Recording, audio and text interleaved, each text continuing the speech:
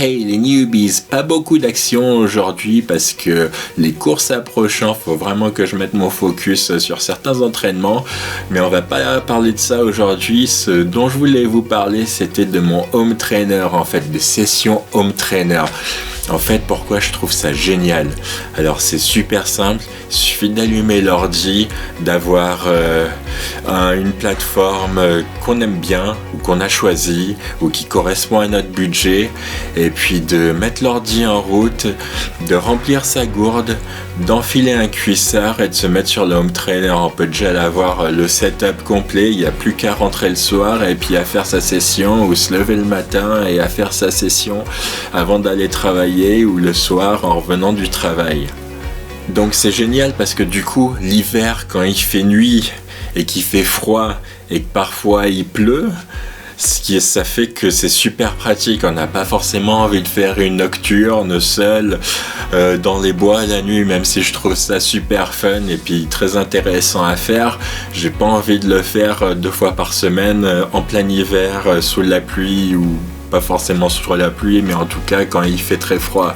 Donc ça, c'est une chose géniale sur un home trainer. On peut être chez soi, au chaud, on n'a plus qu'à prendre une douche après et tout va bien. Aussi, ce qui est bien sur le home trainer, surtout pour moi, c'est qu'on a des plans d'entraînement très spécifiques et qu'on peut rien faire d'autre que de dérouler, d'effectuer le plan. Par exemple, on a 160 watts à faire pendant 10 minutes, on pourra faire tout ce qu'on veut sur home trainer, changer les vitesses, etc.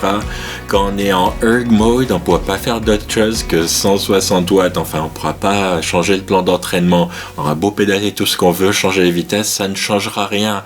Donc c'est un peu anti-débile, ce qui est génial pour moi, parce que j'aime bien faire la course. C'est vrai que si je roule sur un Zwift en mode balade, en fait, je vais tendance à chasing squirrels everywhere, donc pour chasser tout le monde, etc. Et puis finalement faire une session un gros n'importe quoi, et rien de bénéfique à ce niveau-là. Donc pour moi, c'est très bien de pouvoir suivre un plan d'entraînement. Et du coup, je me suis rendu compte que c'est super efficace en fait, en plus. Il y a quelques trucs, pourquoi c'est nul en fait. Pour les sprints, c'est nul, parce que déjà, faut apprendre le home trainer. En fait, il va réagir 3 à 5 secondes après ce qui a marqué sur ton écran d'ordi. En fait, c'est surtout pour les sprints. Et puis, je trouve pas ça super. Alors, c'est peut-être spécifique au Kicker Core que j'ai, ce qui est plutôt l'entrée de gamme des Smart Trainers, on va dire sans la roue. Mais bon, moi, ça me va très bien. Et puis, c'est vrai que si je veux bosser des sprints, je vais plutôt les bosser dehors dans une montée que sur un home trainer. Et puis les sessions, les plans d'entraînement que j'ai fait jusqu'à présent, ça demandait quasiment très peu de sprints, ou peut-être un sur toute une session de 2 mois ou 1 mois. Enfin, ça dépend du plan d'entraînement en fait. Après, ce qui est sûr, c'est que si t'es pas à l'aise en VTT, d'être en statique sur le home trainer, ça va pas t'aider. Ça va t'aider à avoir des jambes, ça va t'aider à avoir du cardio, de la caisse, mais ça va pas t'aider à avoir de la technique. Donc pour moi, encore une fois, c'est génial parce que c'est pas gênant, parce que techniquement ça va, je suis pas le meilleur, mais je vais me débrouiller. Enfin, il n'y a pas grand chose sur du cross-country qui me fait peur. Après, je suis en train de repenser et de me dire que je devrais peut-être encore faire au moins une session de home trainer par semaine.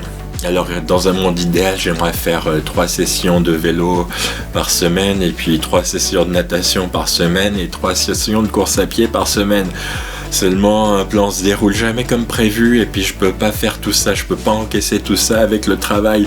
Donc je suis toujours en train de jongler, cette semaine un peu plus de vélo, cette semaine un peu plus de natation, ou un petit peu mal là, donc on va éviter la course à pied, ou justement on va mettre le focus sur la course à pied, et puis laisser un peu tomber le vélo. Enfin, il faut toujours que je trouve des compromis, mais néanmoins j'aimerais bien quand même faire encore une session de home trainer par semaine. Donc je vais voir comment je vais me débrouiller, parce que je voudrais faire faire donc ma session de home trainer par semaine. Je voudrais aussi faire ma session de bike commute pour aller et revenir au travail en utilisant le canal. Donc ça fait une session de cardio foncier en fait, parce que c'est tout plat le canal quasiment. Et puis donc ma sortie VTT avec idéalement un enchaînement de courses à pied, ce qui est compliqué à faire pour le moment. Mais bon, peut-être que je vais y arriver, je perds pas espoir à ce niveau-là.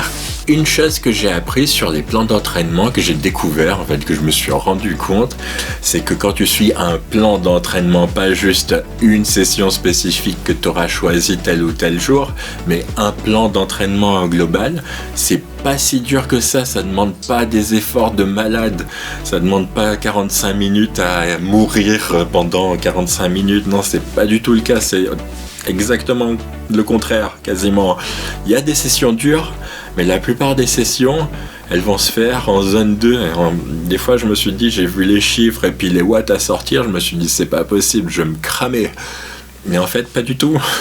La plupart du temps, je restais en zone 2 un petit peu. Oui, il y a eu quelques zones 3 et 4, pas 5. Bon, après, c'était Back to Fitness, le dernier plan d'entraînement que j'ai fait. Mais j'en ai fait les années passées que j'ai pas filmé, que je faisais pas encore de vidéos sur YouTube. Oui, t'as des zones 4 et 5 qu'il faut aller taper, qu'il faut aller chercher. T'as des sprints à aller chercher aussi. Mais il n'y a pas que ça. Et puis, globalement, physiquement, etc., ça fonctionne pour moi, donc c'est super, moi ça me convient très bien. Donc voilà, une petite vidéo blabla comme ça, il y en aura sûrement d'autres jusqu'au Xterra France. Et puis spoiler alert, je me suis inscrit au Xterra Nouvelle-Aquitaine aussi, du coup, vu que je suis pas allé à Malte. Je sais pas si je vous l'ai dit, non, je vous ai dit que j'étais pas allé à Malte, mais en lot de consolation, en quelque sorte, je me suis dit, je vais rester en France, je vais pas prendre de risque encore pour l'instant. Et puis, je vais faire Xterra Nouvelle-Aquitaine, donc qui sera grosso modo un mois après le Xterra France. Donc, début août, vers Bordeaux. Il devrait faire sacrément chaud là-bas, dans les vignes bordelaises, ouais. Mais bon, il fait chaud ici sur la Côte d'Azur et puis je peux m'entraîner par exemple sur le parcours du Roc d'Azur ou plein d'autres endroits de l'Estérel où le soleil il cogne bien. Donc ça, normalement, ça devrait aller. C'est pas ce que je préfère, mais ça devrait aller. Bon, tout pour maintenant. J'espère que ça vous a plu. Allez, bye.